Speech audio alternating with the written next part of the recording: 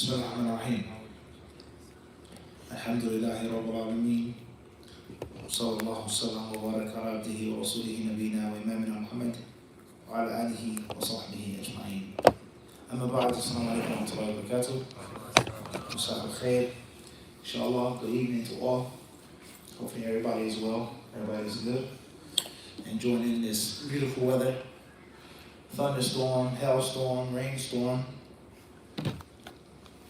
Reflection of the human being's ungratefulness. How fast and how quick the human being complains and gets irritated. But he doesn't realize that he's in utter need of rain. Everything in your world depends upon water. From your makeup, to the foods that you eat, to the drinks that you drink, to the cars that you drive and the planes that fly, etc. Right? So there are many things to be taken from a rainstorm. Many lessons for the Muslim to learn from the rainstorm.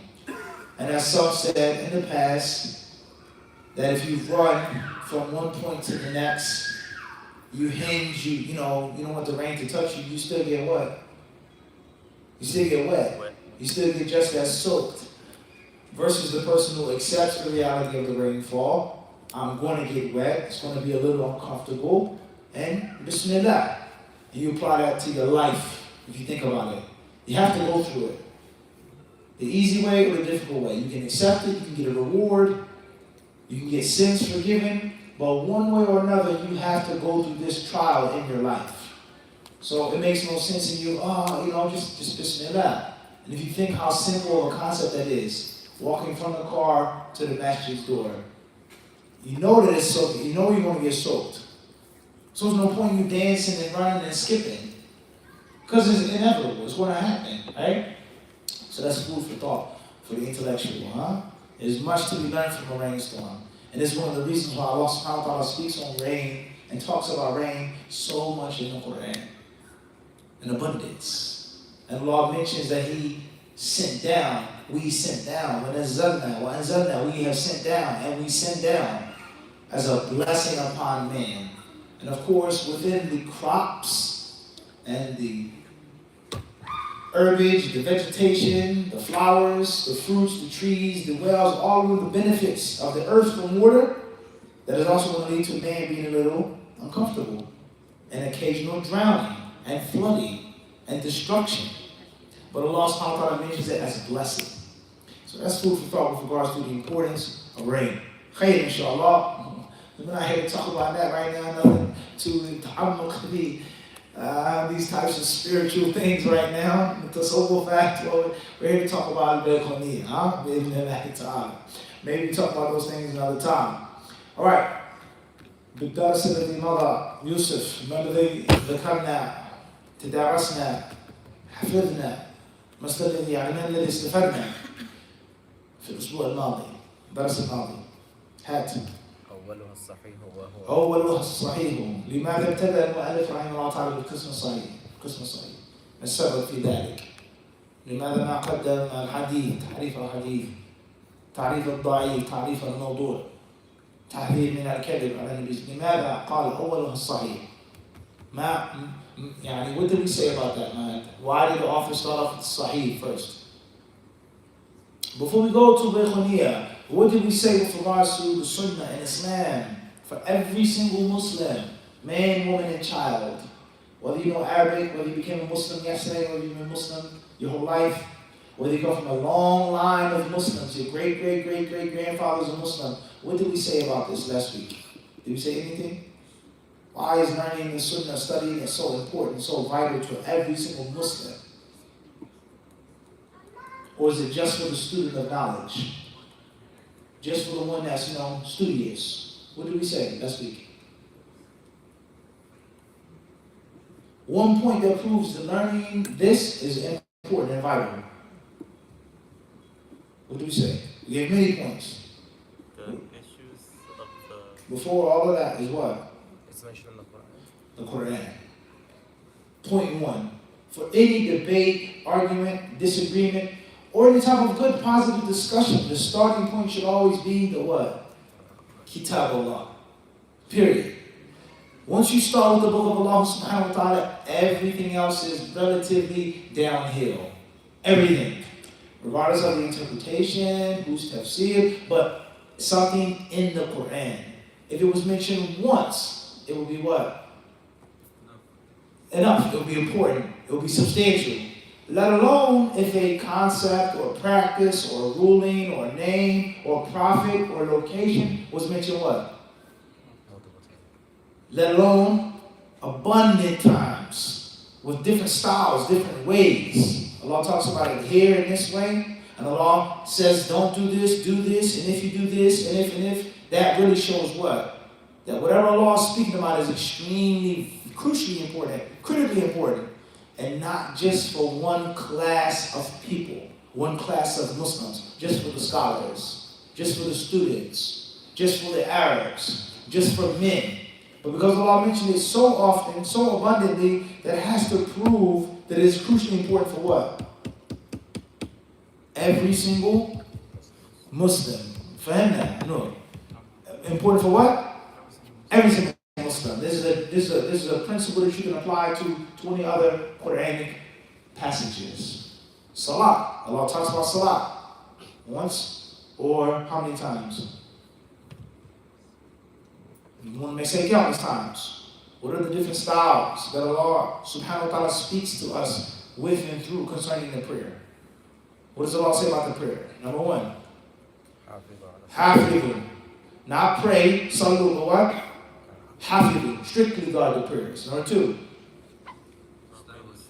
Aqimu. Establish. Number three. On time.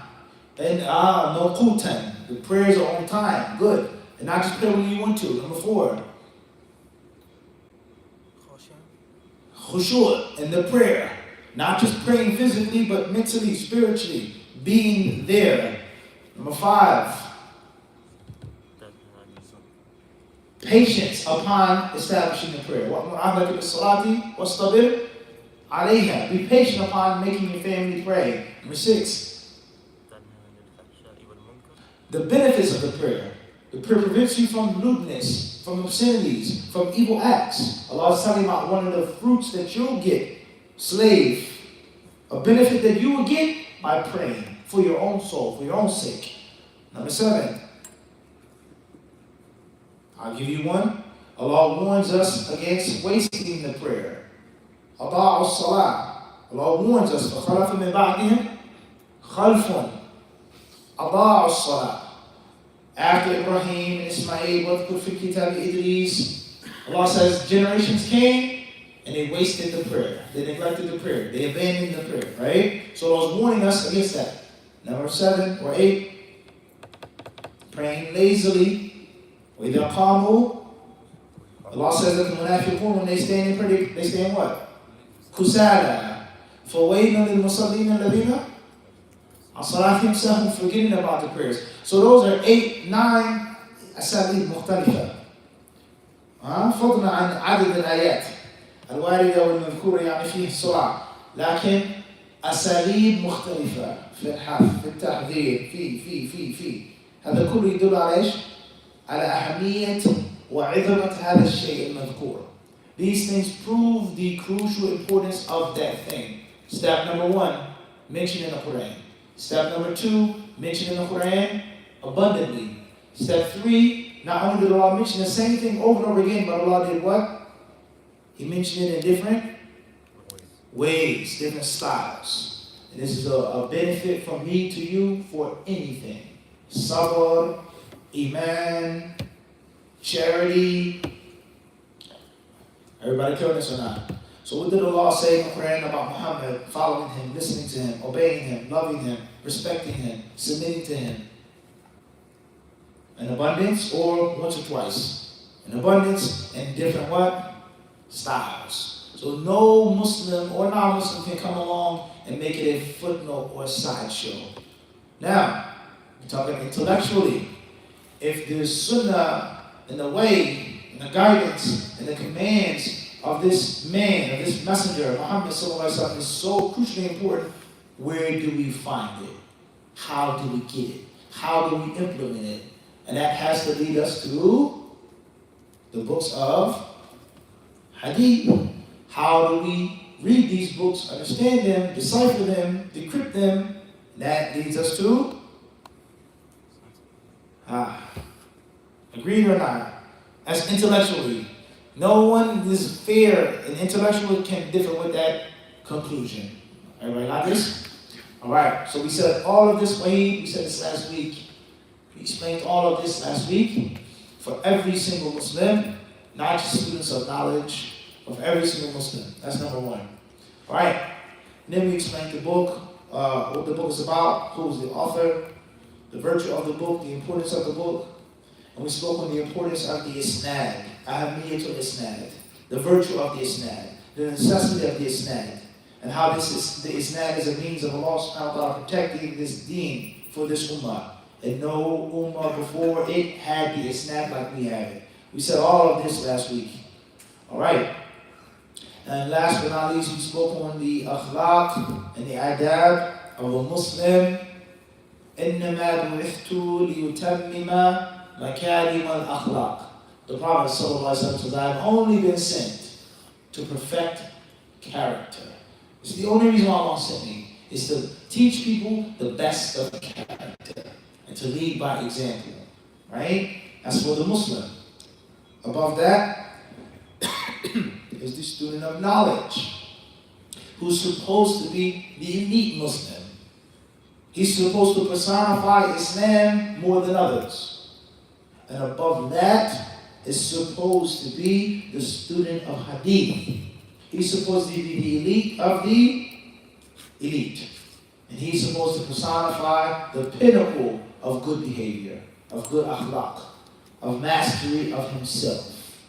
There's no way that the student of knowledge can be cheap and stingy. There's no way that the student of Hadith can be cowardly and scared and afraid, except of Allah. There's no way that he can be hasty and dirty and uncouth. There's no way that he can be disrespectful to his elders. There's no way that he can scorn and look down upon people that are beneath him, etc. He's supposed to be the best of the best. Right? And that is very important before you study any book, before you take any class, before you go to any university. There's good character, good behavior.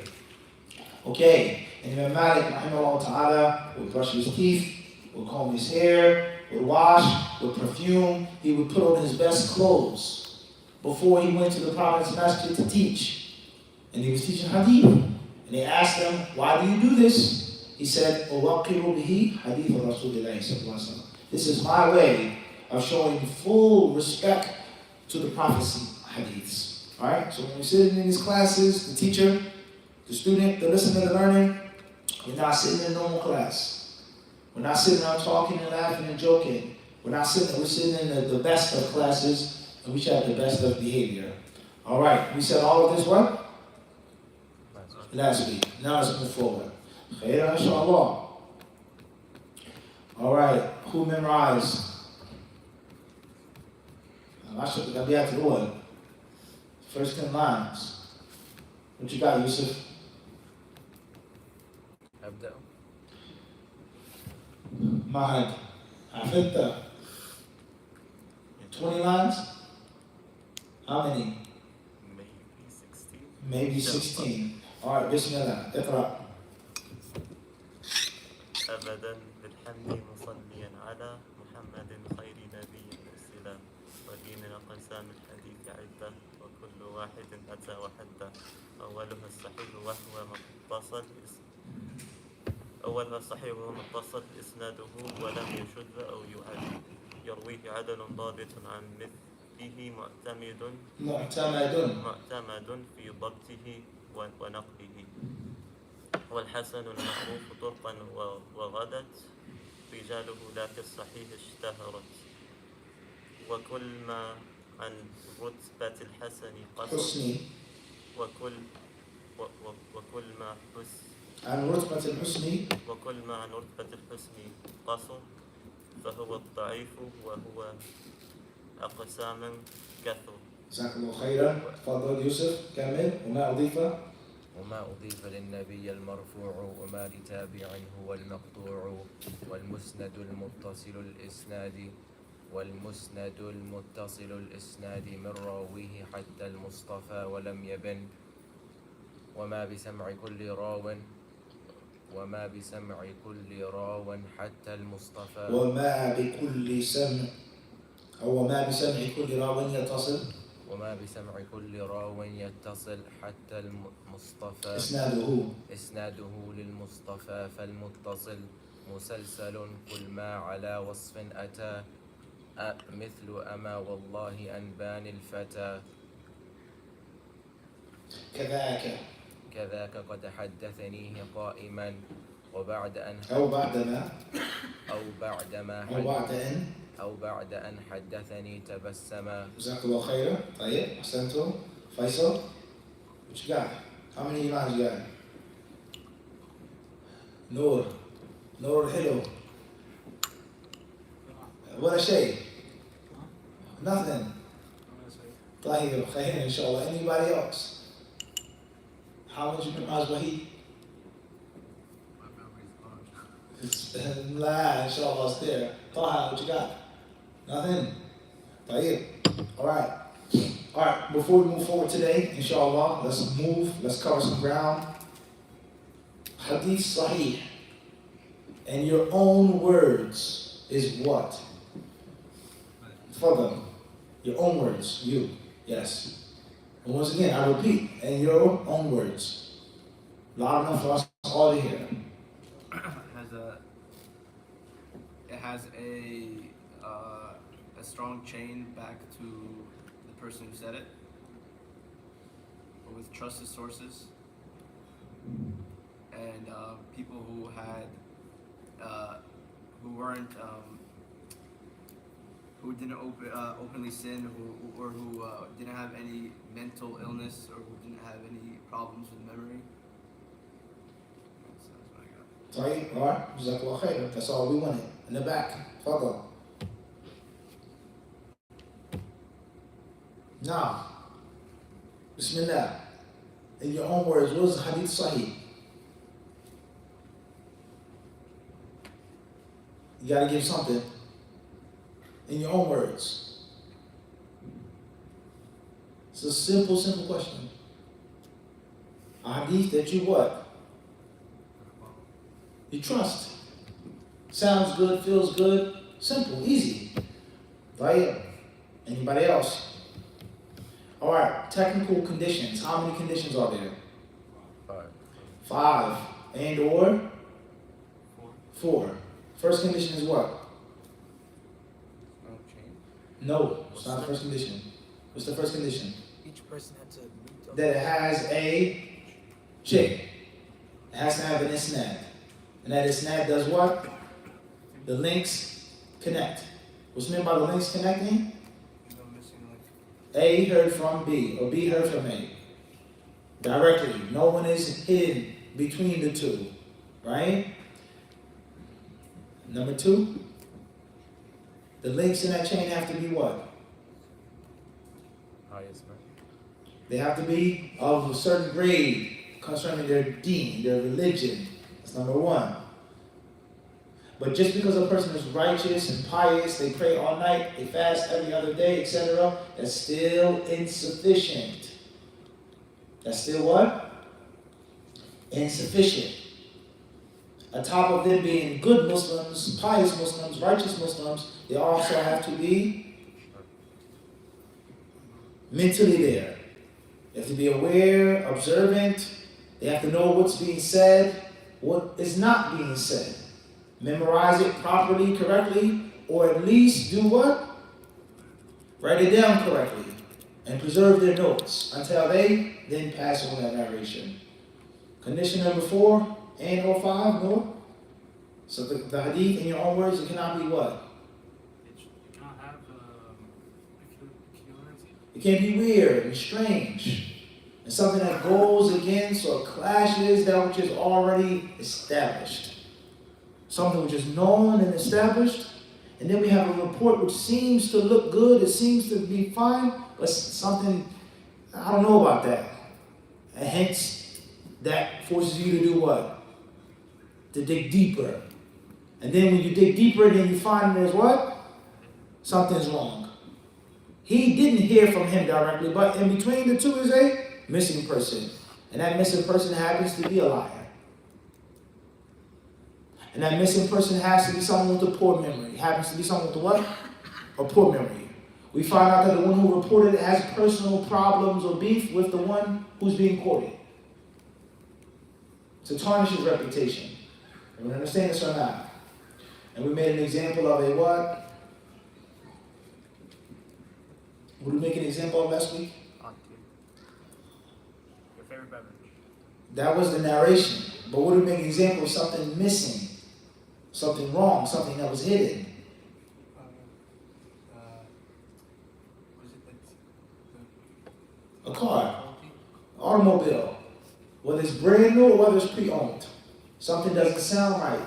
Something doesn't look right. Something is off. Let me take a deeper look, and then you find out that it's what? Something is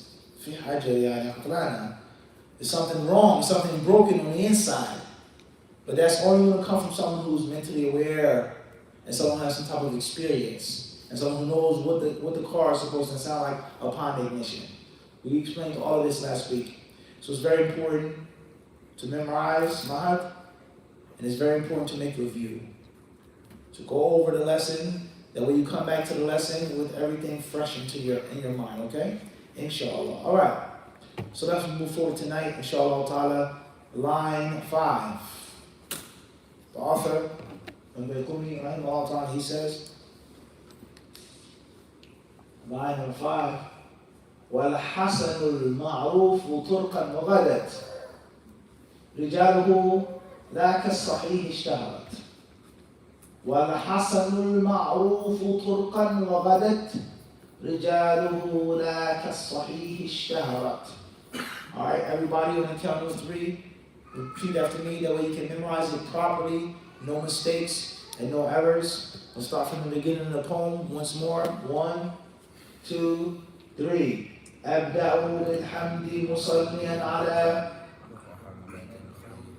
You guys together, all together. أبدأ بالحمد مصليا على محمد خير نبي أرسل وذي من أقسام الحديث عدة وكل واحد أتى وحده أولها الصحيح وهو ما اتصل أولها الصحيح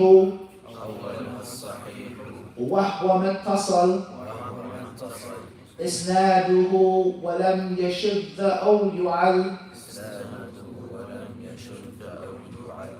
يرويه عدل ضابط عن مثله معتمد في ضبطه ونقله والحسن المعروف طرقا وغدت رجاله لا كالصحيح اشتهرت. Alright, so the second, the second type or class of hadith is that which is called Hasan. Hadith Hasan. Like a brother's name, brother Hasan. Not Hasan, but Hasan. Hasan, Hussein, Hadith Hasan. هذا حديث حسن. هذا حديث حسن صحيح. Hasan is the النوع الثاني, the second class of hadith. In the simple, basic terms, Hasan hadith has all of the conditions of its predecessor, of hadith sahih, except for one thing and one thing only, and that is some of its narrators, one or more, isn't as sharp. So 4 people in the chain, 3 people, 5 people, all of the conditions of the hadith sahih are there. And the only difference, the only thing that separates Hasan from Sahih is that one of his narrators isn't at the highest level of mental precision. That's it. Everybody clear on this?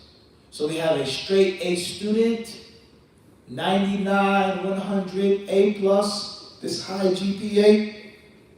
And then we have another student who happened to get an 80, a B, B plus, B minus. Not poor, not bad, but it isn't the same as a what? An A. Everybody clear on this? Everybody understand this or not? And obviously you can see how good a student is based off of his marks is going to be relative and subjective. Shay Nisby. The best student in the class could have had a bad day when he took the test. And he happened to get an 85. And the worst student or a bad student or a mediocre student, for argument's sake, could have got lucky and aced the test. However, we only deal with the grades. That's all we deal with. You're smarter, you're better, but I can only deal with your marks. Everybody clear on this? So you pass the test, you pass the exam, you pass the class, but you didn't score the what? The highest mark, the highest grade. هذا الفرق الوحيد الذي بين الصحيح والحسن. That's it. There are no other differences between Sahih and Hasan. Hasan hadith is not hadith which is weak, but sounds good. Hadith which is weak, but it's popular. A hadith which is fabricated, but the people have accepted it, the fuqaha have accepted it. La. It is a hadith Hasan. Farq al-Wahid, the only difference is that. And that is when the author, Al-Bayquniyyah rahimahullah ta'ala says, والحسن يعني القسم الثاني النوع الثاني من انواع الحديث المعروف طرقا يعني طرقه معروفه رجاله معروفون الاتصال معروف سماع تلاميذ من شيوخهم معروف ثابت عدالة هؤلاء الرواة ثابتة معروفة هم أصحاب دين أصحاب استقامة ولكن لا كالصحيح يعني في الضبط والإتقان اشتهر هؤلاء الرجال. The narrators are well known to be good, pious, righteous Muslims, and they're well known to be dependable narrators who are busy with hadith science. But one or more of them is the what? The top. Everybody clear this or not? We can make an example concerning grades, concerning sports, and the list goes on. Right? It's a dependable thing. But it isn't the most costly, most expensive, fancy thing that you're going to find. But it's what? It'll get you there and back without any question. So that is the only difference between Hadith Sahih and Hadith Hasan. Why is there a difference between the two? Classification. Grade A, premium, prime, classification. Everyone understand this? A few basic points before we move forward. Hadith Hasan is going to be used just like Hadith Sahih for the deen. Something is halal, something is haram, something is recommended, something that we believe, we're going to take from it and use it just like Hadith what? Sahih. The only difference is that one of the narrators isn't as what? Isn't as strong. Okay. So what was our chain of narration from last week? Who was in the chain? Number one was Ibn Victor from Mahad from Yusuf. Two, Nur al-Hilal. He was the author. Sahih Kitab, Sahih Sahih, inshallah. It was his book, right? So between me and you were how many men? How many? 4 or 3? 3.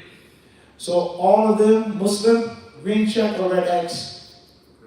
Green check. Pious, praying jama'ah, none of them drink, smoke, abuse women, drugs, they're good, dutiful sons to their mothers and fathers, etc. Green check or red X? Green check. Right. They're all well-known students of Hadith, teachers and learners. Green check or red X? Green check. What they report is known. It isn't peculiar, weird, strange. It doesn't go against things which are well established. They don't come with strange, weird, odd things that they say. Green check or red X. Every student Yusuf heard from, Mahad heard from Victor heard and studied with me. But Mahad happens to be just a little dull every now and then. He's not that strong. His memory is good, but it's not the what? The strongest. That would make the narration what? Hasan. That will make it Hasan. Alright. Let's move forward, inshallah. And there's much more to be said, but this is an introduction. Next line, also rahimahullah, he says, number 6, وَكُلُّ مَا عَنْ رُتْبَةِ الْحُسْنِ قَصَرٍ فَهُوَ الضَّعِيفُ وَهُوَ أَقْسَى مِنْ كَثُرٍ وكل ما عن رتبة الحسن قصر فهو الضعيف وهو أقسى من كثر. Everybody repeat after me, inshallah. 1, 2, 3. وكل ما عن رتبة الحسن قصر وكل ما عن رتبة الحسن قصر فهو الضعيف وهو أقسى من كفر. Line number 6. This is the third type of hadith with regards to authenticity. How many categories is a hadith divided or split up? Who says the hadith? Where can we find the hadith? Hadith Qudsi, Hadith Marfu'. When we talk about authenticity, hadith is broken down into 3 categories. Sahih, Hasan, and Da'if. Line number 6, the author says, any hadith which does not fulfill the conditions of Hasan is automatically what? Weak. Simple, easy, plain. If it fails to meet the standard of Hasan, then it's what? Da'if. You don't have to say if it fails to meet the standard of Sahih, because if he isn't a B student, then it's khalas. B, C, and even D. If you don't get a D, then you have done what with the exam? You failed in the discussion. So the D range starts when? 60, 65, what? 60, 65. So if you get a 64, it's a fail. 63, 62, 61, 60, all the way down to you didn't even come, you didn't show up, you didn't take the exam. You understand? You didn't show up, you didn't even take the exam. Or you showed up, you didn't study at all, you did very poorly. You got a 5. You got a 10. What's important is you're doing summer school in the same classroom with what?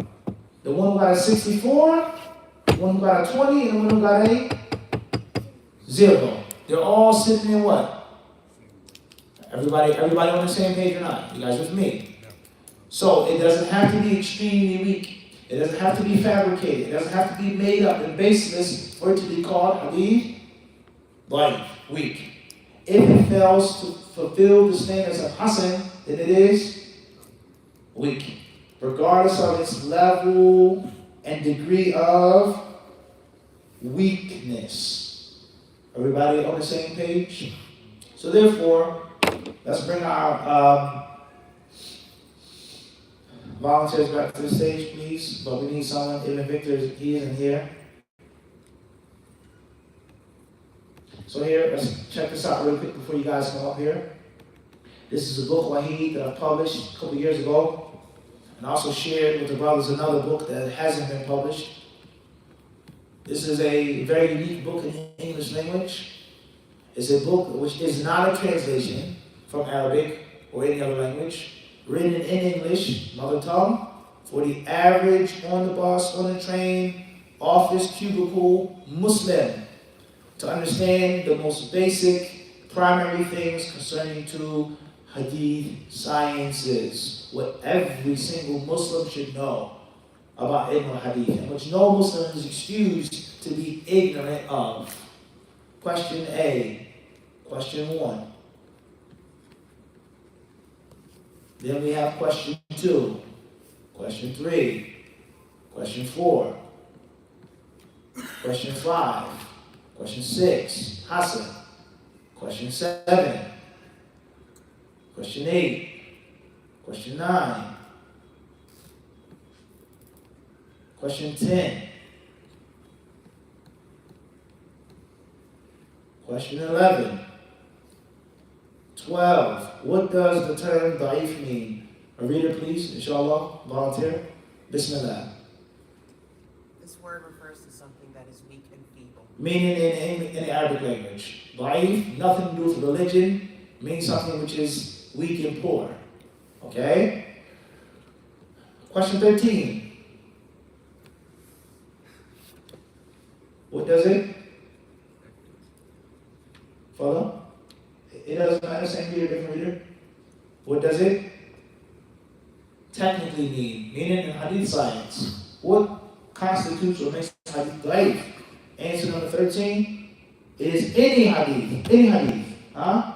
A hadith that's your favorite hadith, that your imam quotes in a book, Fulan, this one, that one, is well known. The non-Muslims know about it. Any hadith which what? Fails to meet one or more of the conditions of a Hasan hadith. Then it is automatically, according to hadith science, is what? Da'if. Do you use it? Can you use it? Can you mention it? Those are all further discussions, further levels of study.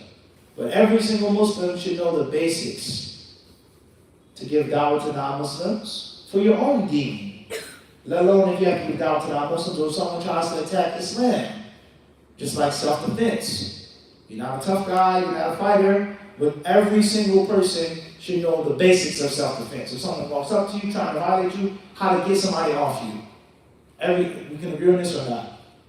And of course there's some others who are stronger, bigger, faster, more dangerous, right? But everybody should know the basics of a simple fight to prevent that person from violating you or your family. Late at night, in the alleyway, parking your car, what do you do? And same applies to knowledge. Every single Muslim has to have the basic knowledge of his deen, right? For himself, to protect himself, let alone to give da'wah to your coworker, or your supervisor, or your employee, or your girlfriend, or your boyfriend that you want to become a Muslim so you can get married to them, right? Regardless of the situation, which is Muslim and non-Muslim dynamic. If you are totally ignorant of the deen, how can you help somebody else out? Let alone somebody may come to you and call you away from Islam and mention negative, nasty things about the Prophet and about the Quran. And if you don't have any clue, in most cases, that will enter your what?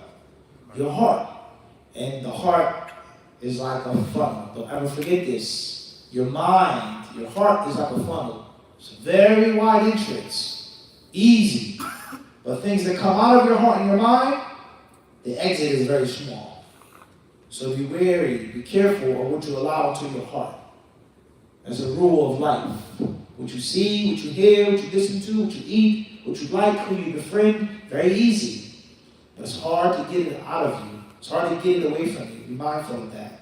So today we live in a culture in which people argue about Islam with no formal studies. They debate about Islam, no formal education. They talk to Christians, whatever, talking about the deen, they haven't studied. So, regardless of the fact that that's wrong, that's flawed, that's incorrect, right? But who and what can guarantee that you may not hear something?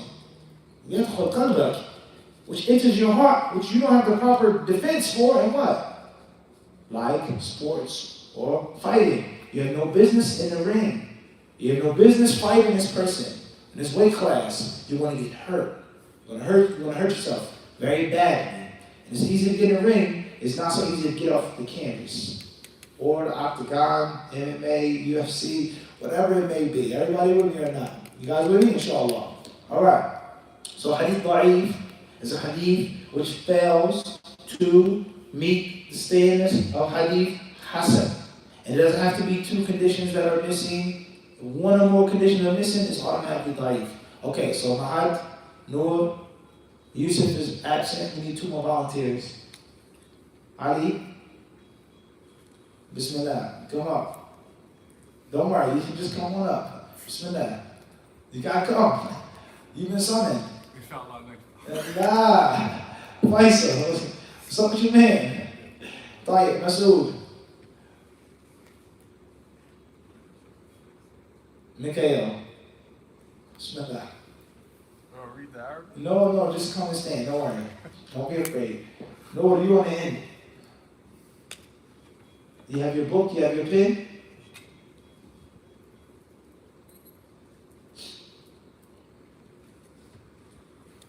All right. So, once again, matter of fact, let's bring one more. Yalla, Yusuf. Bismillah. Jazakallah khair. Volunteer. Alhamdulillah. I take it easy on you, inshallah, because you volunteered.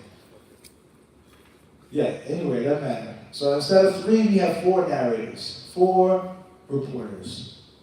4 people are going to be between me and between the author of the book. Everybody understand this? Okay, so first narrator, my student is Mahad. He's my student, and I'm his sheikh. Your student is Mikael. You're his sheikh and he's your student. You are the sheikh of, tell us your name? Abdul Aziz. Abdul Aziz is your student, Mikael, you're his? You're his sheikh, you're his teacher. The chain is going backwards now. Abdul Aziz, you're the sheikh and teacher of? Masood. And Masood is the student of? Abdul Aziz. Noor al-Hiru is going to be the what? No. Yes, you're going to be a student, but you're the compiler. You're writing down the narration, you want to make the manuscript, you want to make the book. All right, last week's class, what makes a hadith sound? We're finished, that's done. This week's class, what makes a hadith Hasan? Inshallah, we're done. Or maybe a real life example with that. Right now, what makes a hadith da'if? All 4 of these narrators, Muslim. So the narration is going to be, listen carefully, very simple, very plain. My favorite beverage is hot tea. Simple and easy to memorize. My favorite beverage is hot tea. You're my student. You've heard from me. I've given you ijazah. I wrote it down. What's important is you got from me that I said what? My favorite beverage is hot tea. Clear. All right. Now, you're no longer my student. You only have the ability to stay in Egypt or Iraq or Sham or wherever for a week, for a month. You have to now travel. You're done. Sheikh, can I get ijazah before I leave? I may not come back. I may not live. I just took care. I'm giving you ijazah. Khalas. You're my student. He now is going to pass on his narrations to his students. And one of those students is Mikael. Fadl. Hadith. While I was studying with Ibn Munir, he told me that his favorite beverage is hot tea. You got that? Now you leave Jerusalem or North Africa or wherever else in the past where the Muslims were, Baghdad. You're now a sheikh, you're now a teacher, and you're going to take on a student who's Abdul Aziz. This could be 6 months after, 3 months, a year, and you could memorize it by heart, or if you wanted to, you could also what? You could write it down, but it isn't an official book. And you can be sharp and strong by both memory of heart and also, everybody with me, writing it and what? Memorizing. Both. Doesn't matter. All right? Inshallah, someone passing a notebook and a pen. All right, now you pass it on to your student, Abdul Aziz. You give it to Mikael for the next round. Just hold that. Just hold that. All right, now you're going to tell Abdul Aziz what you heard from your teacher, what he heard from his teacher. You got it? Fadal. Nah, that's dying already. Hadith is weak. Why? That's good that you did that. Perfect. Faisal, why is the hadith weak already? Quickly. He didn't meet me. I'm in Baghdad. He's in Sham. He never traveled to me. He never heard from me. Between me and you is someone missing. How would we know that? Through biographical evaluation. People hundreds of years coming, studying your life. You were born here, you lived here, you traveled here, you studied here. Nowhere is it mentioned in your CV, your resume, that you went to Baghdad. Nor did Muhammad ibn Munir leave. Fahimta? I didn't leave, nor did he what? Where did we meet? He didn't. We didn't meet. Alright? So try again, Mitch. Think about it now. Who you have to report from? No, who told you? Yeah, you didn't hear from me. You get it? So tell Abdulaziz what you heard from your teacher, what you heard from me. Go ahead. Sheikh Mahad said that Mufti's favorite tea is hot tea. It's too late. It's done. The narration is not too bad. It's not too bad. But once again, it's a difference. My favorite tea, just because that's my favorite tea, it doesn't mean it's my favorite what? Beverage. You understand? Huh? So, try one more time, Mikhail. Maybe the teacher didn't give you good instructions. Maybe it wasn't clear enough. Make it clear to him. Hold on. Yes. While I was studying with Ibn Munir in Bayonne, he said to me that my favorite beverage is hot tea. You got it? Now you pass it on to your student. Now Mikhail's memory is a little what? You get it or not? It's a little suspect now, right? It's a little shaky. Not totally rejected, but it's a little what? Just, you see, if that. Tell you, it's a little what? Pass on Abdulaziz. Mahad said that There you go. his favorite beverage is hot tea. All right, now you got it. Mahad said. Told you or said? Mahad said. Or did he tell you? Which one? If he said, it could be someone who's in between that he doesn't want to mention. We'll get there. All right, Abdulaziz, follow. Sheikh Mikhail told me that Sheikh Mahed told him that Sheikh Mufti Munir's favorite beverage is hot tea. All right, he's a sound narrator. Tayyib, strong. All right, Masood, now you have to report from the three people from me to your teacher. Abdulaziz told me that. All right, Abdulaziz told me directly. Good. All right. That Mikhail told him, that Mahad told him. Perfect chain, mashallah. Sound. Every link is what? Mentioned. Not said, told me. Told me with the names. Everybody understand this? Ittisal seventh. All right. What did he tell? What was the final report? That Mufti's favorite beverage is hot tea. Mufti's favorite beverage is hot tea. So now this person has several what now? Aliases. One person said Mufti. Mahad said Ibn Munir. Abdulaziz said Sheikh Ibn Munir. How many people, or is it just one person with different names and titles? That's also going to come in the poem. That's very important. Who are we talking about?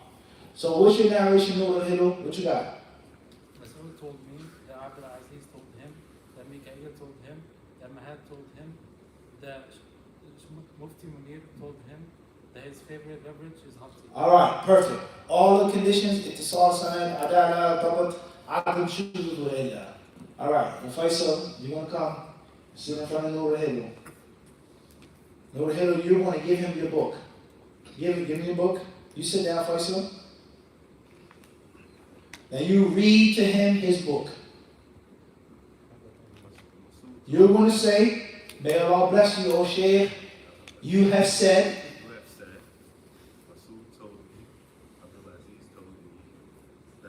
to the end of the chain and to the end of the report. He read to his teacher. Now Nur al-Hilu can say, I've given you ijazah. Now you can go write it in your book, put it in your notes, and give it to whoever you want to. He can copy his book for you. Back in the day, there was no photocopy. It was either photocopy with eyes or with hand. However you get, what's important is you read to him his narration. Everyone understand this? Or give him the book. Now you can Start reading the book out to him. Read it. And you have a pen. He's dictating to you. Read it to him. I have said, my narration from My narration from Mas'ud is the Abdul Aziz told him. dot, dot, dot, dot, dot, dot. And that is where حدثنا أخبرنا. حدثني أخبرني. We were sitting with Imam Bukhari, he told us this. We were sitting with Imam Ahmed, dot, dot, dot, dot, dot. That's how the hadith is received, passed on, and turned into circulation. Everybody heard this. So, hadith Sahih, hadith Hasan. But Abdul Aziz, in this chain of narration, he received the narration from Mikael, and he passed the narration on to Mas'ud, and he was underage. He wasn't yet of age. He's Muslim, he's righteous, his memory is sharp, but he wasn't of age. What is that age? Puberty, 7, 9, 10? Let's say, for example, he was only 6 years old. The prodigy. Very sharp, smart, ahead of his time, but he was beneath 7. Let's say, for argument's sake. So if you're 6 years older than the chain of narration, you're Muslim, you heard from your teacher, your student heard from you, but you were beneath a certain age, the hadith will be what? Weak. Why would it be weak? Because It can't be Hasan because it can't be Hasan. Why can't it be Hasan good? What's wrong? What's missing? all the conditions, one or more have to be. What's missing? What's that one or more missing condition? It's not We never said age. We never said age. mentally sharp. We never. He's strong. He's adala. The religious. You have to be equitable. Adala, and that means pious, righteous, and sane, and of age. All of that is included in Yarwihi Adlun. The Muslim who is equitable. He has to be number one. First Muslim, first and foremost. So that excludes non-Muslim. Period. Number two, he has to be righteous, pious. He has to be sane. He cannot be mentally disturbed. And he must be of a certain age. When he heard it, when he passed it on. Alright, let's go up. Because Mikael is Muslim. He's of age. He's mentally sound. He has a good memory. But unfortunately, he has a problem with fermented date wine. Nabi. He likes the date wine, unfortunately. He's known to be a drinker. He likes to drink. He knows it's haram. He knows it's a sin. But everybody knows that he what? He drinks. Would he lie on the Prophet? We'll never think he would lie. But the fact that he drinks, we can what? We can't take the report. So we came across his life story, his biography, Kana Yashrab,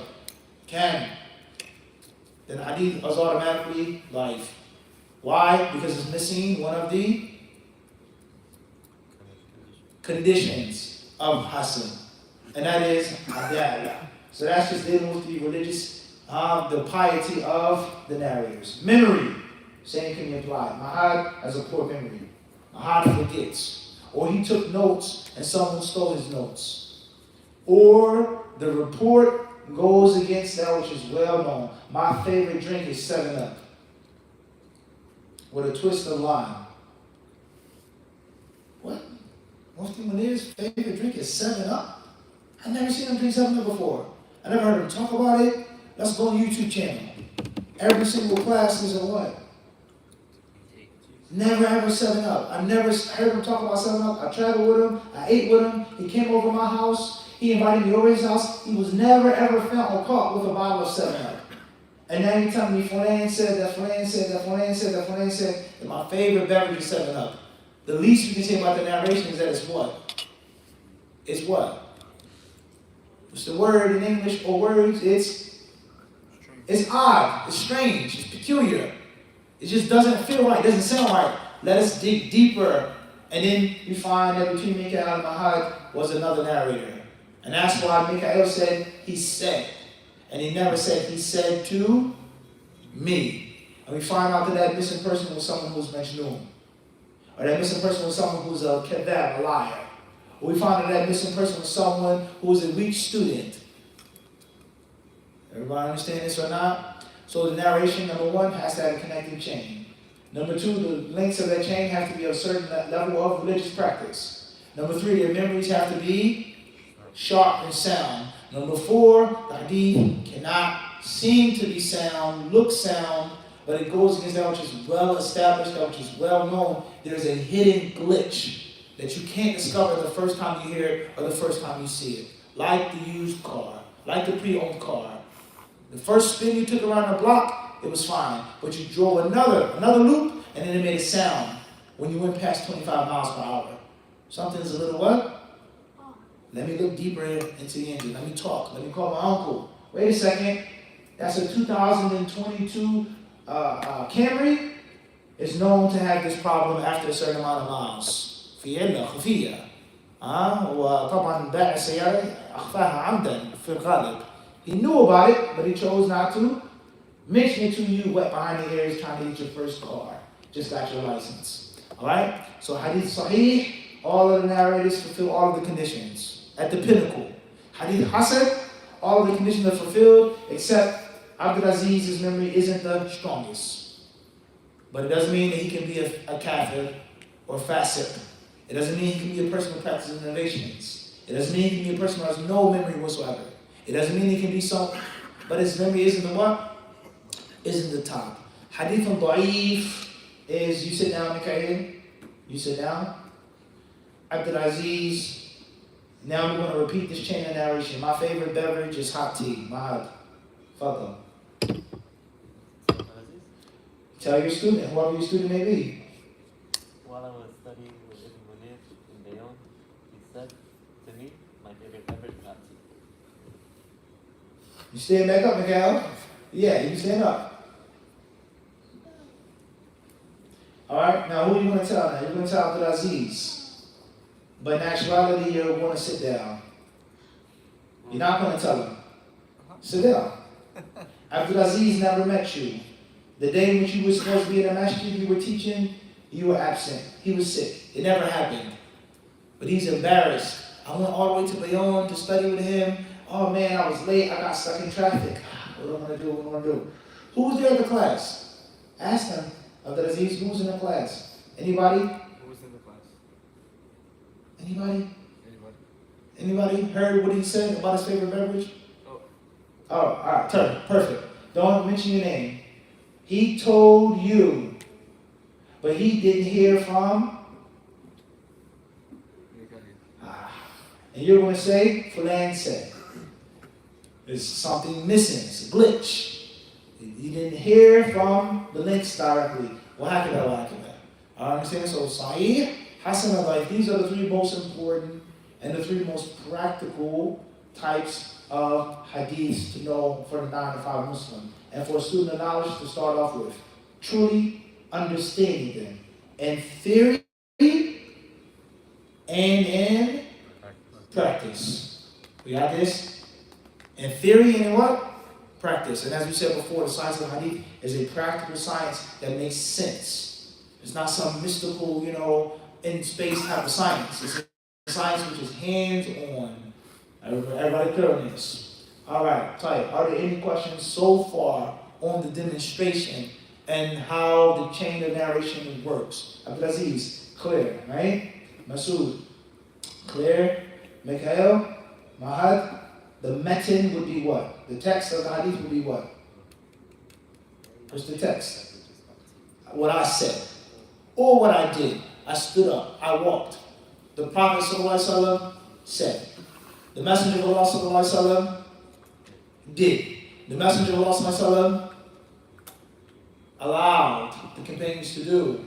Or the Prophet ﷺ's favorite color was this. He walked like this. He ate like that. He behaved in this manner. And the metin has to come from a source, and that source is the isnad. Between the hadith compiler and between the prophet has to be a isnad. And that isnad must have conditions and qualities. And on top of investigating and looking to the isnad, the metin, the hadith that's being quoted from the prophet, has to be looked into as well. Everybody clear on this or not?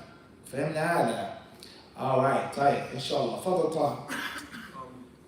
When you said someone is receiving the narration from someone like if the student is known to be a drinker, you used the example of if they stop drinking and after 2 years, 3 years, 4 years, is there a period of time that if someone stops doing something publicly, then you could say, because a lot of the Sahaba used to drink and then the Prophet came with Islam and after multiple years, some of them stopped drinking, some of them still did, some of them got punished. Like, is there a time frame? For Right. someone, like, Jazakallah khair, excellent question. Is there a time frame for drinking or like, and making repentance from a sin, so on and so forth? All right. Of course, Allah subhanahu wa ta'ala accepts the tawbah if one offers it properly, inshallah, sincerely. And between him and Allah, التائب من الذنب كمن لا ذنب له, is like he who has what? No sin whatsoever. So the spiritual standing of this Muslim who happens to be a hadith narrator is one discussion. التائب من الذنب إيش؟ كمن لا ذنب له, is like he who has no sin. But that doesn't mean that he's not accepted and depended upon, even after Tawbah, because of the danger and the sensitive nature of what we're discussing, saying that the Prophet ﷺ said, did, or allowed.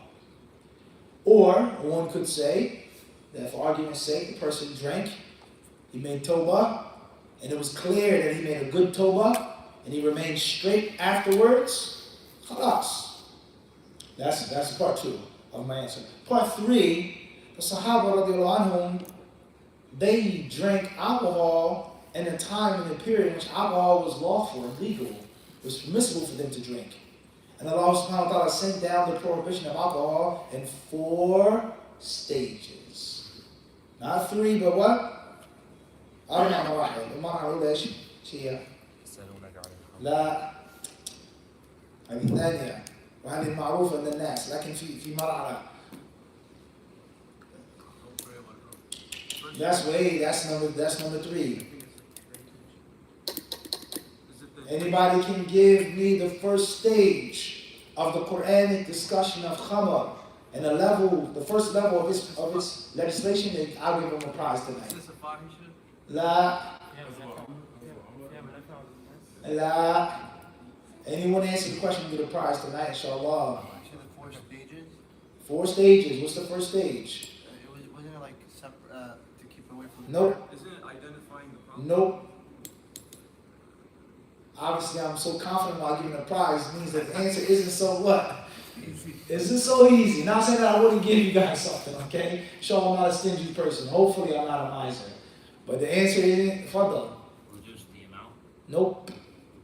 You guys are all on the surface, way on the surface. Intention? La, you're gonna have to research this in the back. Fadl. Either the two. Why you guys sitting all the way back there? You guys are young, man, and strong. You're supposed to be in the front row. The time you can drink it? Nope. Wait, does it have to do with the other You- commandments? You're never gonna get it.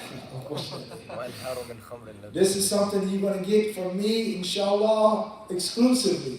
Something that I had to starve and be hungry and cold and tired in Medina for. You guys are, what is Sha'ri? قال خذوها بغير شيء وإن كان يرحل فيما دونها من مكة إلى المدينة. خذوها بلاش. كان يقول لطلابه خذوا الفوائد بلاش. وإن كان يعني في عهدي أنا الواحد منا يرحل من مكة إلى المدينة في فائدة أقل مما أعطيتك. خذوها بغير شيء. ها؟ فهمت نور؟ وإن كان يرحل فيما دونها من مكة إلى المدينة. طيب. Alright, so I'm not going to give the answer this week, inshallah, next week. You guys do some research, sweat a little bit, Google search, Ibn Kathir, Tabari, Qurtubi, ask your local imam, masjid, sheikh, hafiz, maybe you'll find the answer. Maybe. 4 stages of the prohibition of khamr. You guys have mentioned 3 or 2 of them. One stage was 3. يسألونك عن الخمر والميسر قل فيهما إثم إيش؟ كبير ومنافع للناس وإثمهما أكبر من نفعهما. So it's a little bit of a trick question as well, because the second stage isn't just about alcohol, it's about alcohol and gambling. And the law says that it's a great sin included in alcohol, drinking, and gambling. A great sin. But there's benefit. People make money, it brings people together. Everything in the universal culture, not only in the United States, is about drinking. I had a baby. That's what? Drink. Say? At a funeral. That's what? Drink. You have candlelight dinner with your wife at home. You're going to have what? You go out on an expensive date in a restaurant. You're going to have what? You're going to want to drink as much as you possibly drink up. You're talking about the culture. Anything, people want to get happy, people are sad, it involves what? A drink. You can't remove alcohol from the culture of the world. But we're just talking about the United States. You agree on this, Abdulaziz? You agree with this? It's well known. It's a drink for every single occasion. Football game, dinner, funeral, there's some type of alcoholic beverage to be had. That's a fact. There's no party without a drink. Now Muslims say Muslims are boring. You guys have an Eid party, no music, no women, no alcohol. Rather, history will show you different emperors that were presented with Islam. And they were about to accept Islam after they heard about Judaism, they heard about this. And the one thing that stopped them from being a Muslim was what? Was wine. He said, I can't do it out, sorry. So there's a big part of their society. Stay with me until now. Stay with me now, all right? Everybody stay with me. This is important now. So therefore, this stage, drinking and gambling is a means of great sin. And a means of also benefit. Financial benefit, profit, brings people together, takes away the sorrow. You can use it to clean a wound. It's benefit in alcohol. But the sin is what? It's greater. And that's a discussion in itself. About the cost, what you have to pay for something in life. It ain't worth it. Phase number 3 was what? لا تقربوا الصلاة وأنتم سكارى حتى تعلموا ما تقولون ولا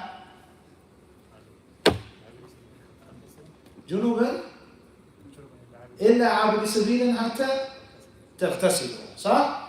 All right. You can't drink when it's time to pray. The 4th and final stage was what? إنما الخمر والميسر. Do you have to make like? لا من الآية. إنما الخمر والميسر إيش؟ رجس من. طيب إيش العمل؟ كله وقت الصلاة إثمهما فاجتنبوه اجتنابا كاملا. وأنت معي بقى هذه المرحلة الرابعة والأخيرة. So stage 2 is discussing the harm, the spiritual harm of wine, of alcohol. Stage 3, you cannot drink when it's time to pray. Stage 4 is what? Total prohibition. Period. One sip, one drop. But what's the first stage? That's something you guys. You're getting closer, but that's not it. You have to dig in the crates for this one. All right. Khayran inshallah. So back to your question, Taha. Sahaba radiallahu anhum, they drank when it wasn't haram to drink. And it was prohibited to drink, they stayed away from it. But you may say, isn't it mentioned that this companion drunk, this companion was whipped, this companion was flogged? No doubt about that. But he wasn't from the Sahaba that were narrating hadiths, that were reporting the hadiths, that were fighting. But that was just a person that came and went.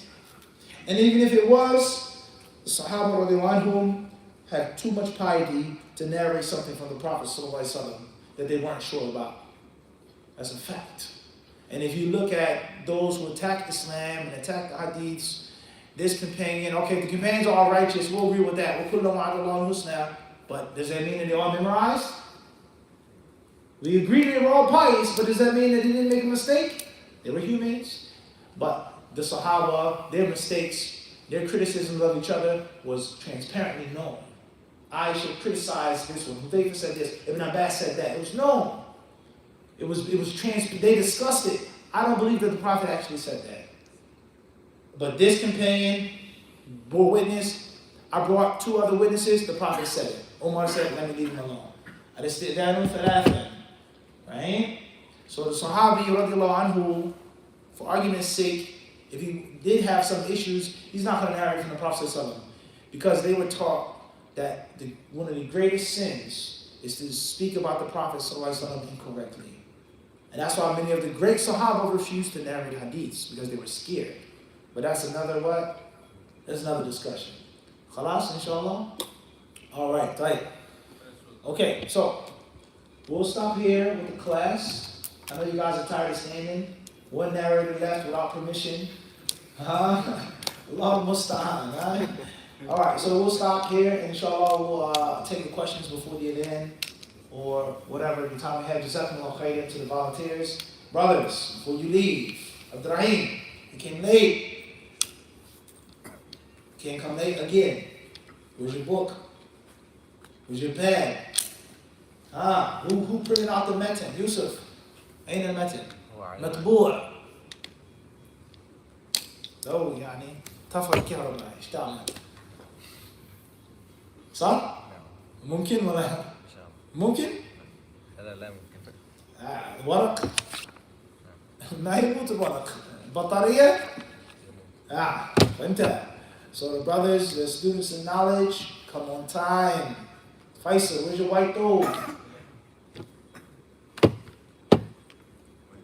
Yeah, crispy. Extra starch, Ali, right? You come to Hadith class, it's supposed to be extra crispy, huh? Icy, huh? Buttery. On time. Book, pen, and most importantly, review the information and memorize it. If you want to be a real student of knowledge, Yusuf. Allah is my witness, I have what? Wahid? Conveyed the clear message. Allahumma hal balagtu. Jazakumullah khairan. If there are any other questions, we'll try to take them now, on or off the topic. May Allah bless you all.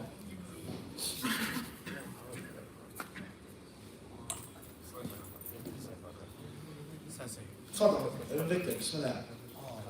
Assalamu alaikum. Wa alaikum salam. It's time now? And then? 20 seconds. Okay, we show after the then, bidnillah.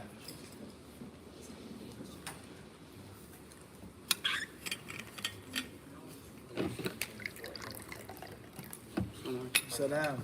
You know you're on live, so yeah, be careful. Inshallah, right? Live. Allahu Akbar, Allahu Akbar,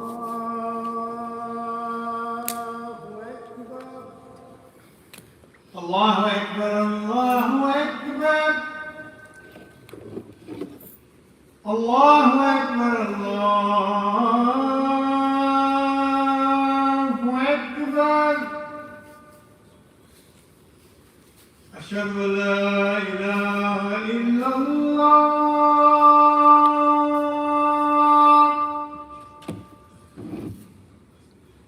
أشهد أن لا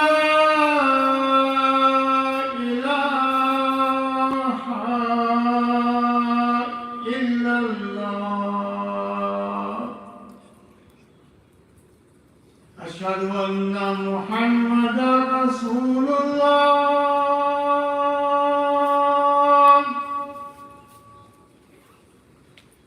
أشهد أن محمدا رسول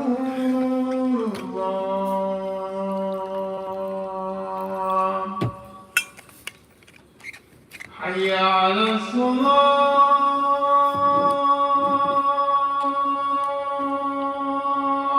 لا حول ولا قوة إلا بالله حي على الصلاة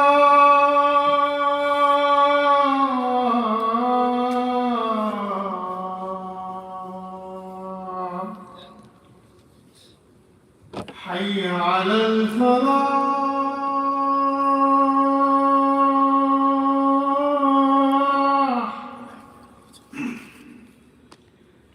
حي على الفلاح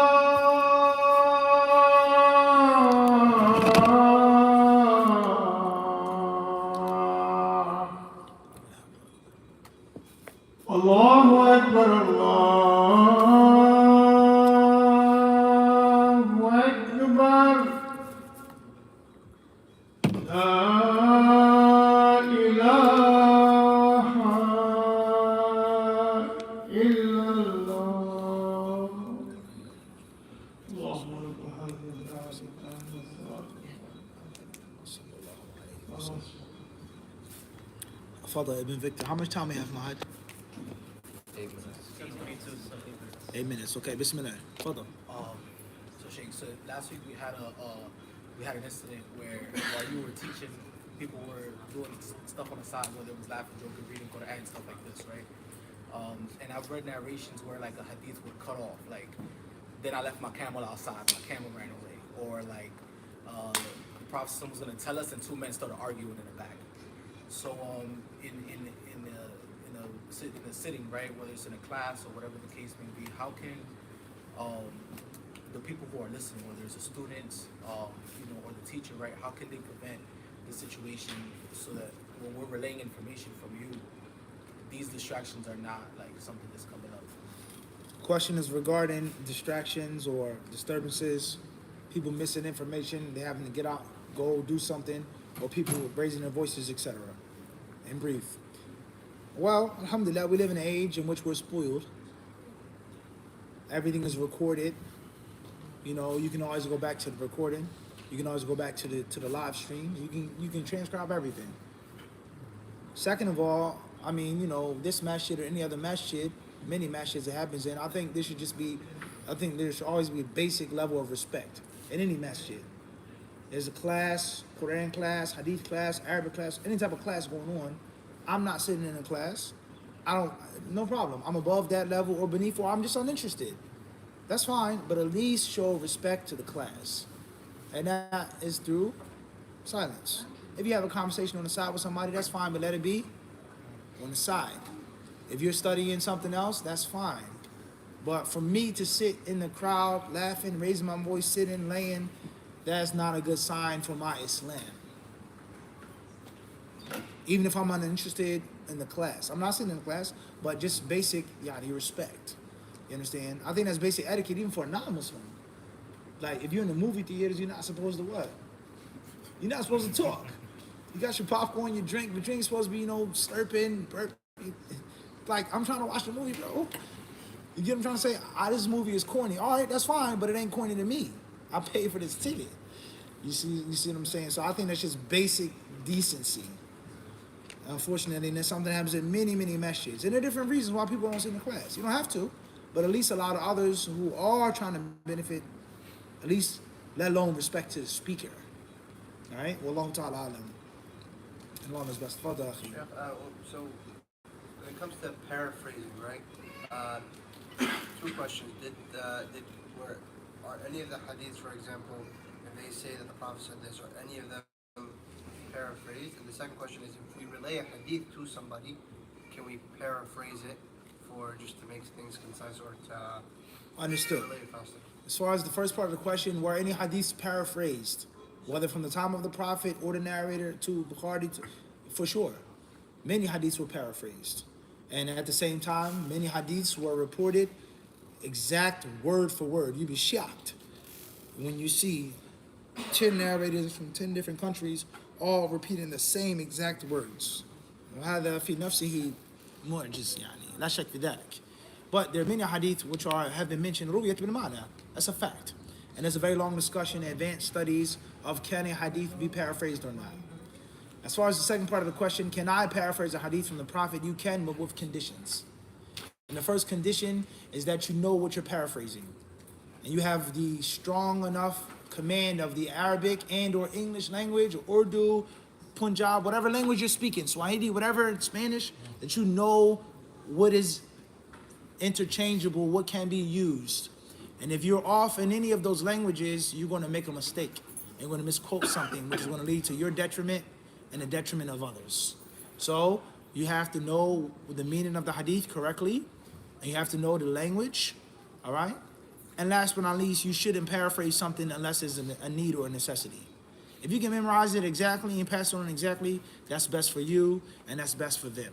And that's what the Prophet said. He made dua, فَأَدَّاهَا كَمَا سَمِعَهَا. Exactly as he heard it. Wallahu ta'ala alam. Khair, inshallah. No other questions from the brothers or the sisters? وصلى الله وسلم وبارك على عبده ورسوله نبينا وإمامنا محمد سبحانك اللهم وبحمدك أشهد أن لا إله إلا أنت أستغفرك وأتوب إليك جزاكم الله خيرا.